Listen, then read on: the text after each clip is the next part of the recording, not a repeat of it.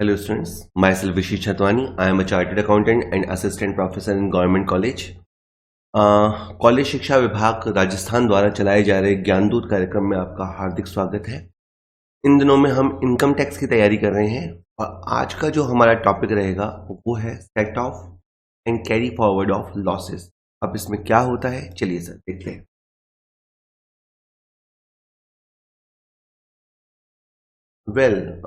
देखिए, पहले अगर आप ये सोचिए कि अगर एक व्यक्ति है वो बिजनेस करता है, वहां से तो उसे प्रॉफिट होता है, लेकिन जो उसने मकान किराए पे उठाया उसमें उसको नुकसान हुआ।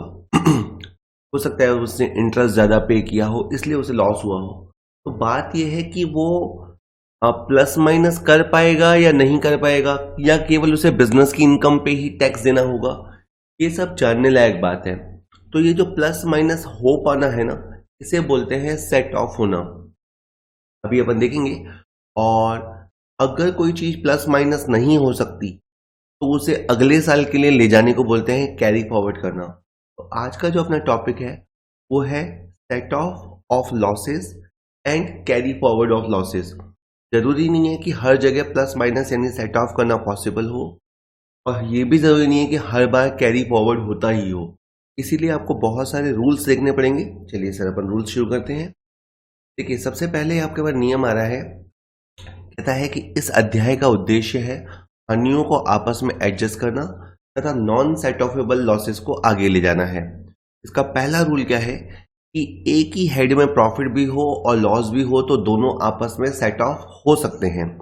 जैसे जैसे मान लीजिए कि मेरे पास एक मकान है, वो मकान मैंने किराए पे दिया और उस मकान से मैंने 2 लाख रुपए कमाए, और एक और मकान है उसे मैंने किराए पे दिया और वहां से मुझे 40,000 की हानि हुई। तो गवर्नमेंट हमें ये नहीं कहेगी कि आपको इस 2 लाख का टैक्स देना है और इस 40,000 को छोड़ दो, बल्कि मैं गवर्नमेंट को कहूंगा कि सर देखो, हाउस प्रॉपर्टी में प्रॉफिट भी हुआ है तो लॉस भी हुआ है, तो मुझे इसे एडजस्ट करने की अनुमति दी जाए, और अनुमति दी जाएगी तो ये 1,60,000 रुपए आपकी इनकम मानी जाएगी।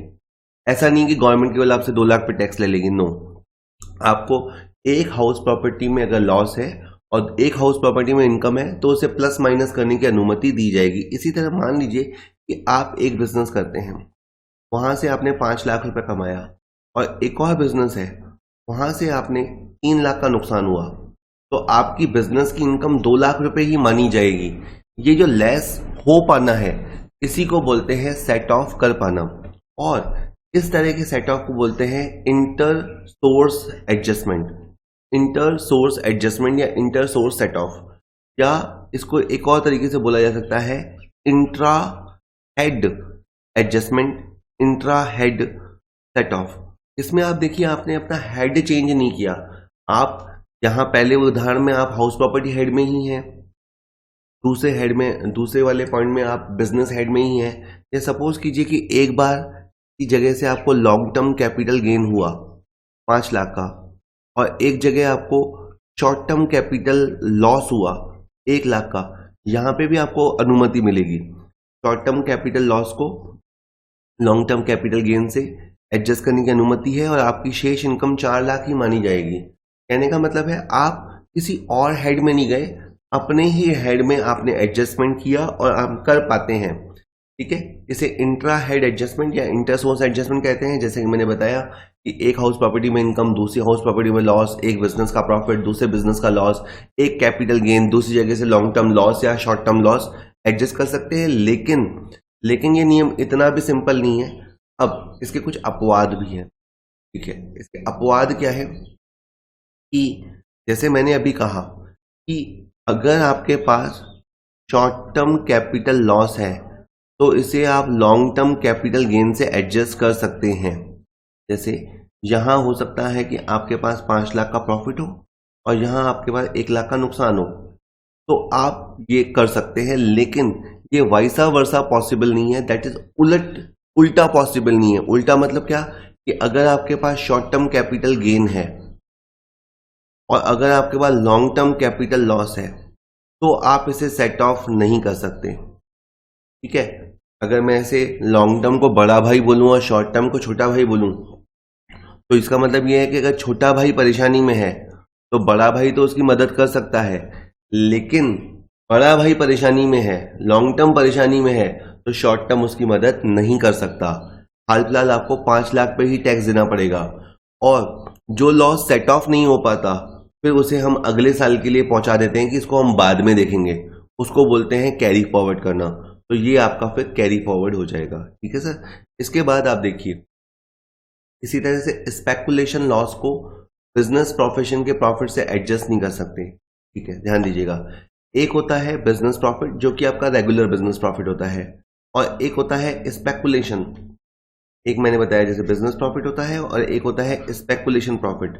हो सकता है कि आपको स्पेकुलेशन से आपने 5 लाख रुपए कमाया, आपने किसी वस्तु का भाव प्रिडिक्ट किया और फिर उसका अग्रिम सौदा कर लिया, और वो सौदा आपने डिलीवरी लेने के उद्देश्य से किया, वो सट्टे के सौदे कहलाते हैं। तो मैं यहाँ सट्टे में क्रिकेट का सट्टा, जुए का सट्टा की बात नहीं कर रहा हूँ, जो बिजनेस ट्रांजेक्शन का स्पेकुलेशन होता है उसकी बात कर रहा हूँ। तो वहां से आपने 5 लाख रुपए कमाया, और जो आपने ऑर्डिनरी बिजनेस किया वहां से आपको हो सकता है 3 लाख का नुकसान हुआ, तो यहां आपको प्लस माइनस करने की अनुमति मिलेगी। ठीक है। तो अगर मैं बिजनेस प्रॉफिट को बोलूं शरीफ भाई, और स्पेकुलेशन को बोलूं जुआरी भाई, तो अगर आपका शरीफ भाई परेशानी में है तो ये जुआरी भाई उसकी मदद करेगा, समझाने के लिए कह रहा हूं। लेकिन अगेन ये वाइसा वर्सा पॉसिबल नहीं है। यानी अगर ऐसा होता कि आपका बिजनेस प्रॉफिट प्लस में होता और स्पेकुलेशन प्रॉफिट में आपको लॉस होता, तो आपको ये लेस करने की अनुमति नहीं मिलती। तो ये 2 नियम आपको याद रखने हैं। इसमें आधा लॉन्ग टर्म शॉर्ट टर्म की मदद कर सकता है, उल्टा पॉसिबल नहीं है। इसी तरह स्पेकुलेशन प्रॉफिट से आप बिजनेस लॉस को कवर कर सकते हो, लेकिन इसमें भी उल्टा पॉसिबल नहीं है। ठीक है। अब जैसे एक होता है, एक और एग्जांपल मैं बता रहा हूं, एक होता है हॉर्स रेसेस को मेंटेन करना। हमने अदर सोर्स जब टॉपिक पढ़ा था तो मैंने बताया था एक खास तरह का बिजनेस होता है जिसमें आप हॉर्स रेस को मेंटेन करते हो, ये बिजनेस होता है। और ये एक ऐसा बिजनेस है जिसे अदर सोर्स में देखा जाता है। अब अदर सोर्स में इंटरेस्ट वगैरह की इनकम भी होती है, लेकिन अगर आपने इंटरेस्ट से मान लीजिए कि 50,000 रुपये कमाया और हॉर्स रेस मेंटेन के बिजनेस में आपको 10,000 का नुकसान हुआ, तो ये नुकसान आप यहां से प्लस माइनस नहीं कर सकते। कहने का मतलब है हॉर्स रेस मेंटेनेंस का जो बिजनेस होता है, जो कि अदर सोर्स के आइटम है, उसे आप अदर सोर्स की ही बाकी आइटमों से एडजस्ट नहीं कर सकते। तो जब क्वेश्चन शुरू हुआ या नियम शुरू हुआ तो मैंने बताया कि आप एक हेड में आपस में प्लस माइनस कर सकते हो, लेकिन इसके कुछ अपवाद भी हैं। कुछ जगह आप सेम हेड होते हुए भी प्लस माइनस नहीं कर सकते। दैट्स वाई टॉपिक सुनना पढ़ना जरूरी है। ठीक है। इसके बाद अपन इसके प्रैक्टिकल क्वेश्चन करेंगे तो अब आप और चीजों को बेटर समझ पाएंगे। इसी तरह से आप देखिएगा कि आपके कुछ सोर्सेज ऐसे होते हैं जिनको टैक्स फ्री सोर्सेज बोलते हैं। टैक्स फ्री सोर्सेज होते हैं जैसे एग्रीकल्चर इनकम। एग्रीकल्चर इनकम का एक खास तरह से टैक्सेशन होता है, पर मोटे तौर पे कह सकते हैं कि एग्रीकल्चर इनकम हुई तो टैक्स नहीं लगेगा। तो इसका मतलब ये भी हुआ कि अगर एग्रीकल्चर से लॉस हुआ तो आप उसका सेट ऑफ नहीं कर सकते। एग्रीकल्चर से प्रॉफिट हुआ वो एग्जेम्प्ट होता है, तो एग्रीकल्चर से होने वाले लॉस का भी आप सेट ऑफ नहीं कर सकते। इसी तरह से अगर आप किसी फर्म में पार्टनर हैं, और वहां से आपको शेयर मिलता है, ठीक है, प्रॉफिट का हिस्सा मिलता है, तो वो जनरली एग्जेम्प्ट होता है, तो ऊपर कोई टैक्स नहीं लगता। तो इसी के कंटिन्यूएशन में बात यह है कि अगर फर्म को लॉस हुआ और आपको हानि में हिस्सा मिला, शेयर इन लॉस मिला, तो उसका भी कोई एडजस्टमेंट नहीं होगा। तो मैं अभी इस स्लाइड में आपको क्या बता रहा हूं, वो लॉसेस जो सेट ऑफ नहीं हो पाते। और एक है कि अगर आपका बिजनेस फ्री ट्रेड जोन में है, एक ऐसे क्षेत्र में बिजनेस है, या एक ऐसे टाइम पीरियड के लिए आपको टैक्स हेवन पीरियड अलाउ किया गया है कि दैट इज कुछ समय तक आपको टैक्स नहीं भरना। तो अगर आप प्रॉफिट कमाएंगे तो आप टैक्स नहीं भरेंगे, और अगर आपको लॉस है तो उस लॉसेस की भरपाई भी नहीं होगी। तो ये वीडियो आप वापस अभी सुनिएगा, मतलब एक बार तो सुन लीजिए, फिर वापस एक बार आप ध्यान से सुनेंगे तो आपको समझ में आएगा कि सर ने किन किन चीज़ों के लिए मना किया, कि इन चीज़ों को आप एडजस्ट नहीं कर सकते। वीडियो में दोबारा रिपीट करने का कोई सेंस नहीं है, क्योंकि आप वापस प्ले करके आराम से देख सकते हैं ठीक है सर, अब इन आगे बढ़ते हैं। ये पहला नियम हो चुका है। दूसरा नियम ये है कि अलग अलग हेड के प्रॉफिट लॉस भी आपस में सेट ऑफ हो सकते हैं। पहले कोशिश करनी है कि आपको उसी हेड में प्लस माइनस करना है, और उसी हेड में प्लस माइनस को मैं बोलता हूं कि एक ही घर में अगर आप हो तो हो सकता है घर का घर में सलटा दो, एक भाई दूसरे भाई की मदद कर दे, कभी कभी मना कर देगा, बट जनरली एक भाई दूसरे भाई से हेल्प ले ले, फैमिली का फैमिली में, हेड का हेड में। लेकिन अगर आपको फैमिली से फैमिली में मदद नहीं मिल पा रही है तो आप आसपास के हेड में जा सकते हो। आप अच्छे से जानते हो कि आपका सैलरी हेड होता है, हाउस प्रॉपर्टी हेड होता है, बिजनेस प्रोफेशन हेड होता है, कैपिटल गेन हेड होता है, और आपका अदर सोर्स हेड होता है। तो अगर आपको उसी सेम हेड में मदद नहीं मिल रही है तो आप पड़ोसी हेड्स में जा सकते हो। ये नियम है। यानी जैसे अगर आपको हाउस प्रॉपर्टी से 2 लाख का नुकसान है और बिजनेस प्रोफेशन से 5 लाख का प्रॉफिट है, तो आप इसको यहां से भी एडजस्ट कर सकते हो। इसे हम कहते हैं inter head adjustment. This is known as inter head adjustment. इसका सेक्शन 71 है। तो पहले वाले का सेक्शन 70 था, इसका सेक्शन 71 है।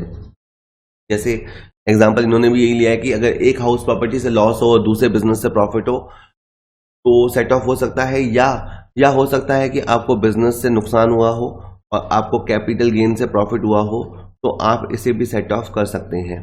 ठीक है, तो जनरल नियम ये है कि आपस में भी, यानी एक हेड दूसरे हेड से भी प्लस माइनस कर सकता है, सेट ऑफ हो सकता है, लेकिन इसके भी अपवाद है। अब यूं समझिए कि मैंने अभी जैसे कहा कि आपके 5 हेड होते हैं, like salary, HP, business profession, capital gain और अदर सोर्स। इसमें अगर आपका बिजनेस के अंदर नुकसान है, मान लीजिए 3 लाख का, और आपकी सैलरी से इनकम है 8 लाख रुपए, तो आप इसको यहां से सेट ऑफ नहीं कर सकते। तो बिजनेस प्रोफेशन से होने वाले लॉस की भरपाई आप सैलरी हेड से नहीं कर सकते। आप बिजनेस प्रोफेशन के लॉस की भरपाई हाउस प्रॉपर्टी से कर सकते हैं, कैपिटल गेन से कर सकते हैं, अदर सोर्स से भी कर सकते हैं, लेकिन सैलरी हेड इसका एंटी है, पता नहीं क्यों। तो सैलरी हेड से आप बिजनेस लॉस की भरपाई नहीं कर सकते, ये आप याद रखिए। इसी तरह से आप ये समझिए कि अगर आपके पास कैपिटल गेन में लॉन्ग टर्म कैपिटल लॉस है 1 लाख रुपए का, और शॉर्ट टर्म कैपिटल लॉस है 2 लाख का, तो ये जो 3 लाख का नुकसान हुआ, लॉन्ग टर्म लॉस और शॉर्ट टर्म लॉस, ये भी आप पास वाले हेड से एडजस्ट नहीं कर सकते। तो ये भी आपको याद रखना है कि कैपिटल गेन की अपने पड़ोसियों से नहीं बनती। मतलब बिजनेस प्रोफेशन की तो फिर भी एक ही से खुन्नस है, एक ही से लड़ाई है कि सैलरी हेड से नहीं बनती, दैट्स ओके।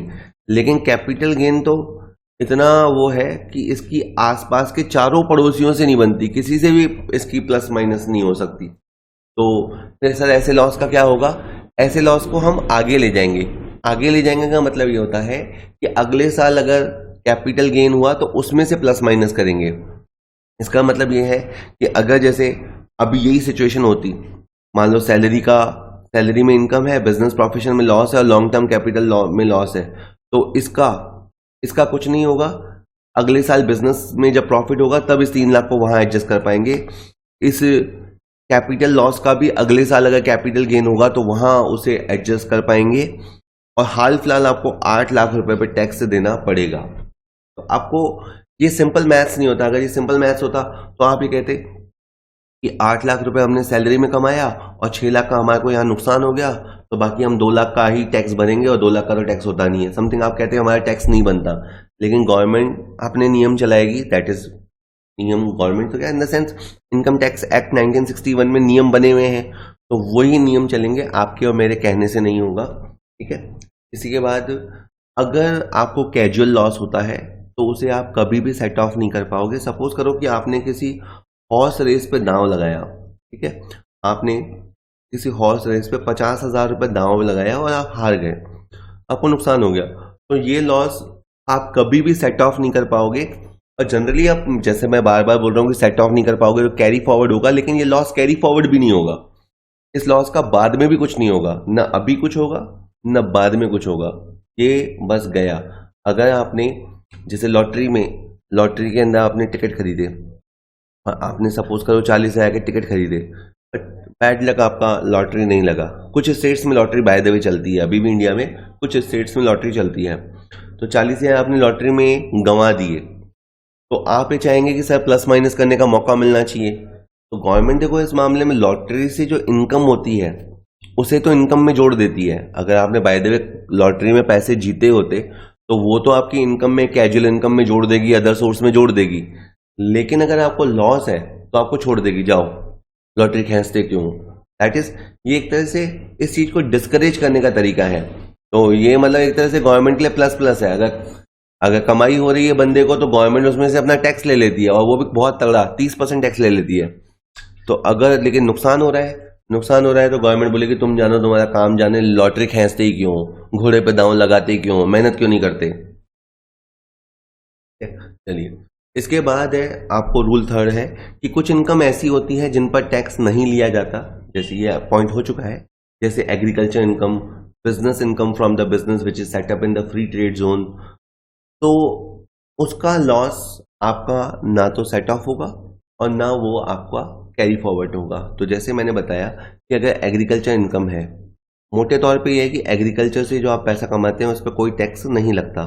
तो अगर आपको कभी लॉस हुआ, तो वो भी आपको प्लस माइनस करने को नहीं मिलेगा और ना ही कैरी फॉरवर्ड करने को मिलेगा। एक बार फिर बता दूं कि अगर जैसे मान लीजिए कि एक फर्म है, उसके अंदर ए, बी और सी 3 साझेदार हैं, और फर्म ने मान लेते हैं 6 लाख रुपए कमाया और सी के हिस्से में 2 लाख रुपए आया, तो इस 2 लाख रुपए पे टैक्स भरने की जरूरत नहीं है। इसके पीछे लॉजिकल रीजन ये भी है कि फर्म पहले ही 6 लाख का टैक्स दे चुकी होती है, तो वापस उस 6 लाख का जब बंटन होगा, डिस्ट्रीब्यूशन होगा, तो इस 2 लाख रुपए पे सी को टैक्स देने की जरूरत नहीं है। ये तो हो गई एक बात, यानी ये जो इनकम हुई ये हुई टैक्स फ्री सोर्स हुआ, सी के पॉइंट ऑफ व्यू से। अब अगर मान लीजिए कि 6 लाख के प्रॉफिट की जगह अगर 6 लाख का नुकसान हो गया, तो सी के हिस्से में 2 लाख रुपए की हानि आएगी, इसके कैपिटल खाते में से 2 लाख रुपए कटेंगे। लेकिन इस 2 लाख रुपए के लॉस का कुछ भी नहीं होगा, ना ये सेट ऑफ होगा ना ये कैरी फॉरवर्ड होगा। इसी तरह गवर्नमेंट किसी उद्योग को प्रमोट करने के लिए टैक्स हॉलीडे पीरियड अनाउंस करती है। जैसे गवर्नमेंट ने कह दिया कि भाई आप ये उद्योग डालिए और 5 साल तक आपको टैक्स देने की आवश्यकता नहीं है, अगर आप कमाएंगे तो टैक्स देने की आवश्यकता नहीं है। लेकिन जिसने उद्योग डाला उसको सपोज करो पहले साल में 2 लाख का नुकसान हो गया, तो बस गवर्नमेंट बोलेगी भाई अगर प्रॉफिट होता तो हम आपसे टैक्स नहीं लेते, और लॉस है तो भी आप ही जानो, आप रोते क्यों हो गया जो हो गया, कोई बात नहीं, मेहनत करो, तो गवर्नमेंट आपको बोल देगी। ठीक है। तो एक और बात है कि जैसे मैंने अभी शुरू में बात जब कही तो मैंने कहा कि एक हेड दूसरे हेड की मदद करता है। तो सपोज करो आपको हाउस प्रॉपर्टी से 1 लाख का नुकसान है और आपने कैजुअल इनकम में 7 लाख रुपए जीता। मान लीजिए कि आपने हॉर्स रेस पे दांव लगा के 7 लाख रुपए जीता, तो ये वाला जो 1 लाख रुपए का नुकसान है वो आप कैजुअल इनकम से सेट ऑफ नहीं कर सकते। इनफैक्ट रूल ये है कि आप किसी भी लॉस का, किसी भी हेड में हो रहे लॉस को कैजुअल इनकम से सेट ऑफ नहीं कर सकते, किसी भी लॉस को कैजुअल इनकम से सेट ऑफ नहीं कर सकते। इसका मतलब होती है कैजुअल इनकम हमेशा टैक्सेबल होती है, पूरी तरह टैक्सेबल होती है, एंड हाईली 30% रेट से टैक्सेबल होती है। You can not set of a loss from casual income. ठीक है। इसके बाद है कि अगर जैसे मान लीजिए कि आपको 2021 के अंदर हाउस प्रॉपर्टी हेड में 2 लाख का नुकसान हुआ। ठीक है। आपने आस पड़ोस के हेड से एडजस्ट करने की कोशिश की, आपने business profession, capital gain, other source, salary वगैरह हेड से एडजस्ट करने की कोशिश की, और मान लेते हैं कि आप 2 लाख रुपए के लॉसेस को सेट ऑफ नहीं कर पाए, और कहानी बढ़ा देते हैं कि आपको नुकसान तो 5 लाख का हुआ था, 5 लाख में से जैसे तैसे आपने थोड़ा बहुत तो सेट ऑफ कर लिया, पर 2 लाख आप सेट ऑफ नहीं कर पाए, तो ये आगे कैरी फॉरवर्ड हो जाएगा। अब बात यह है कि जब ये कैरी फॉरवर्ड होगा नेक्स्ट ईयर के लिए, नेक्स्ट असेसमेंट के लिए, मान लीजिए कि आपका नेक्स्ट असेसमेंट ईयर है 22-23, तो बाद में आप अड़ोसी पड़ोसी हेड के पास नहीं जा पाएंगे, बाद में आपको हाउस प्रॉपर्टी हेड में ही जाना पड़ेगा। कहने का मतलब है एक साल जब ईयर चल रहा होता है, जैसे अभी मान लीजिए कि असेसमेंट ईयर 21-22 चल रहा है जब मैं ये वीडियो बना रहा हूं, तो उस समय तो एक हेड का लॉस आपस में भी किसी हेड से हेल्प ले सकता है। लेकिन जब एक साल बीत जाता है 1 साल बीत जाता है, तो फिर आपको आपका हेड ही मदद कर सकता है। अगर वो लॉस कैरी फॉरवर्ड हुआ तो आप फिर सेम हेड में ही जा सकते हो, फिर आप डायगोनली टेढ़े मेढ़े नहीं जा सकते। तो अपन ऐसी कहानी के लिए याद करें कि मान लीजिए खुदा ना खास्ता किसी का एक्सीडेंट हो जाता है, तो एक्सीडेंट अगर हो जाएगा किसी का, तो सबसे पहले तो घर वाले ही मदद करेंगे, और उस समय तो हो सकता है कि पड़ोसी भी मदद कर दें। घर वाले यानी इंट्रा हेड एडजस्टमेंट होगा, और आस पड़ोस के लोग भी मदद कर देंगे, इंटर हेड एडजस्टमेंट भी। लेकिन एक दिन बाद जब वो बंदा हॉस्पिटल में जमा हो जाएगा, तो फिर शायद पड़ोसी मदद नहीं करेंगे, फिर तो घर वाले ही मदद करेंगे, फिर तो घर वाले ही हेल्प आउट करेंगे। कहने का मतलब है, अगर आपका किसी हेड में लॉस है, तो फिर बाद में आपका वही हेड काम आएगा, बाद में आपका अड़ोसी पड़ोसी हेड काम में नहीं आएगा। तो मैं आपको ये समझा रहा था कि अगर आपका इस साल का हाउस प्रॉपर्टी का लॉस है, तो आप इस साल तो किसी और हाउस प्रॉपर्टी की, बिजनेस प्रोफेशन की, कैपिटल गेन की, अदर सोर्स की, यहाँ तक कि सैलरी हेड की मदद भी ले सकते हो, जो जनरली बीपी की मदद नहीं कर सकता, बट एचपी की मदद तो करता है। लेकिन करंट ईयर बीत जाने के बाद अगर आपको लॉस को कैरी फॉरवर्ड करना पड़ा, बाय द वे लॉस किसी वजह से कैरी फॉरवर्ड हुआ, जैसे सपोज करो कि आपको 7 लाख का नुकसान था, 3 लाख रुपए तो आपने यहाँ से सेट ऑफ कर लिया, बाकी अब जो 4 लाख रुपए कैरी फॉरवर्ड होगा, वो नेक्स्ट ईयर में वो मदद आपकी केवल हाउस प्रॉपर्टी ही करेगा। अब अड़ोसी पड़ोसी हेड, आसपास के हेड आपकी मदद नहीं करेंगे। पहले उन्होंने कर दी करंट ईयर में, वो तो ठीक है, लेकिन नेक्स्ट ईयर में हाउस प्रॉपर्टी का लॉस आप हाउस प्रॉपर्टी हेड से ही एडजस्ट कर पाएंगे। अच्छा, ये आप बिल्कुल इमीडिएट अगले साल में कर पाएंगे, उसके बाद कर पाएंगे, ऐसा आपको 8 साल तक मौका मिलेगा। तो दैट इज, अगर आपको कभी भी यहां नुकसान हुआ है, मान लीजिए कि आपका असेसमेंट ईयर 21-22 में नुकसान हुआ है, तो आप आने वाले 8 वर्षों में आप उसे सेट ऑफ कर सकते हैं, उसके बाद वो लैप्स कर जाएगा। इसी तरह अगर आपको बिजनेस का लॉस है, तो इस साल तो आप आस पड़ोस से सेट ऑफ कर सकते हो, अगले साल आप केवल उसका सेट ऑफ बिजनेस से ही कर पाओगे, और ये सेट ऑफ आपको अगले 8 साल के अंदर करना पड़ेगा। अगर आपको स्पेकुलेशन लॉस है, अगर मान लीजिए कि आपको स्पेकुलेशन लॉस है, तो उसे वैसे भी आप करंट ईयर में सेट ऑफ नहीं कर सकते, ना बिजनेस से सेट ऑफ कर सकते हो, ना आसपास से सेट ऑफ कर सकते हो, तो वो कैरी फॉरवर्ड होगा, और वो अगले 4 साल के लिए कैरी फॉरवर्ड होगा। आपको अगले 4 साल में अगर कमाई होती है, तो इस नुकसान की आप भरपाई कर सकते हो। सपोज यहाँ पे आपको 3 लाख का नुकसान है, और अगले साल आपको 1 लाख का प्रॉफिट हो गया, तो 1 लाख एडजस्ट कर लेना, अगले साल फिर 2 लाख रुपए कैरी फॉरवर्ड करके बाद में एडजस्ट कर लेना। अच्छा, अगर कैपिटल गेन हेड में लॉस हो, तो अपने को पता है कैपिटल गेन हेड अड़ोस पड़ोस से मदद नहीं लेता। ऐसे में अगर आपका लॉन्ग टर्म कैपिटल लॉस है और वो कैरी फॉरवर्ड होता है, तो वो अगले 8 साल में आप एडजस्ट कर सकते हो। और अगर आपका शॉर्ट टर्म कैपिटल लॉस है, तो वो भी अड़ोसी पड़ोसी से मदद नहीं ले सकता, तो वो भी आप अगले 8 साल के लिए एडजस्ट कर सकते हो। और शॉर्ट टर्म को आगे जाके आप लॉन्ग टर्म से भी सेट ऑफ कर सकते हो, और लॉन्ग टर्म को तो केवल लॉन्ग टर्म से ही सेट ऑफ कर सकते हो। इसी तरह से अगर आप हॉर्सेस को मेंटेन करते हो, हॉर्स रेस में पार्टिसिपेट करते हैं, उन हॉर्सेस को मेंटेन करते हुए एक खास तरह का बिजनेस आप करते हो, तो वो अगर आपको लॉस है, तो वो आसपास से सेट ऑफ नहीं होगा, उसे आपको कैरी फॉरवर्ड करना पड़ेगा, और अगले 4 साल के अंदर आप उसे सेट ऑफ कर सकते हैं। 4 साल, तो ये आपको टाइम लिमिट याद रखनी है। स्पेकुलेशन लॉस में 4 साल की लिमिट है, और हॉर्स मेंटेनेंस बिजनेस में 4 साल की लिमिट है, अदरवाइज आपकी लिमिट 8 साल की है। रूल 5 कहता है कि यदि किसी बिजनेस को बंद कर दिया जाए, तो भी उसके लॉस को 8 साल तक सेट ऑफ किया जा सकेगा। अर्थात बिजनेस बंद किए जाने के बाद भी करदाता को अपने लॉस को सेट ऑफ करने का अधिकार होता है। इसका मतलब यह है कि सपोज कीजिए कि किसी व्यक्ति ने कपड़े का बिजनेस किया, और वहां पे उसको 5 लाख का नुकसान हो गया, तो इस बैड एक्सपीरियंस के बाद उसने अपना बिजनेस बंद कर दिया, और मान लीजिए कि उसने इलेक्ट्रॉनिक आइटम्स की दुकान खोल ली। अब बात यह है कि अगले साल उसने इलेक्ट्रॉनिक आइटम्स की दुकान खोली, और बहुत अच्छी किस्मत रही, उसने 10 लाख रुपए कमा लिया या 12 लाख रुपए कमा लिया। नाउ द क्वेश्चन इज कि ये 5 लाख रुपए का लॉस सेट ऑफ हो पाएगा या नहीं, क्योंकि आपके मन में कहीं ना कहीं ये दुविधा रहेगी कि भाई क्लोथ बिजनेस का लॉस अपन इलेक्ट्रॉनिक बिजनेस के प्रॉफिट से सेट ऑफ कर सकते हैं क्या? बिल्कुल कर सकते हैं सर। अगर आपने बिजनेस को बंद कर दिया है, अबंडन कर दिया है और आप किसी उस लॉस को किसी और बिजनेस से नेक्स्ट ईयर में सेट ऑफ करना चाहते हैं, बिल्कुल कर सकते हैं, बिल्कुल परमिजेबल है, ठीक है, इसमें कोई प्रॉब्लम नहीं है, क्योंकि बिजनेस का लॉस है, किसी और बिजनेस से आप सेट ऑफ कर सकते हैं, नो प्रॉब्लम, ठीक है सर। इसके बाद है कि यदि कोई करदाता किसी वर्ष में लाभ होने पर भी पुराने लॉस को सेट ऑफ नहीं करता, तो वो अगले वर्ष में उन्हें सेट ऑफ करने का अधिकार खो देगा।